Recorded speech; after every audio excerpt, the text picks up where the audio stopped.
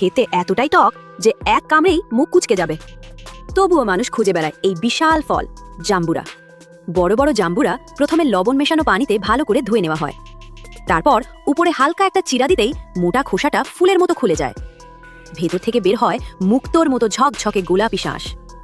বীজ আর তেতো ঝিল্লি সরিয়ে মিষ্টি অংশ আলাদা করে রাখা হয়। এবার খোসার কাজ শুরু। সাদা অংশ ফেলে দিয়ে খোসাকে পাতলা করে কেটে লবণ পানিতে ভিজিয়ে রাখা হয়, যাতে তেতো ভাব বের হয়ে যায়। কিছুক্ষণ পর চিপে নিয়ে পুরো তেতোটা ঝরিয়ে ফেলা হয়। তারপর গোলাপি শাঁস আর হলুদ খোসা একসাথে মিশিয়ে তাতে দেওয়া হয় মিশ্রি আর সামান্য পানি। মাটির পাত্রে ধীরে আঁচে নাড়তে নাড়তে রান্না করা হয়। ধীরে ধীরে মিশ্রণটা ঘন চকচকে জ্যামে পরিণত হয়। হালকা ঠান্ডা হলে এতে মেশানো হয় খাঁটি মধু। তৈরি হয়ে যায় সুগন্ধি হানি পামেলো সিরাপ। শেষে 1 চামচ সিরাপ গরম পানিতে মিশালেই টক মিষ্টি স্বাদের 1 কাপ আরামদায়ক চা।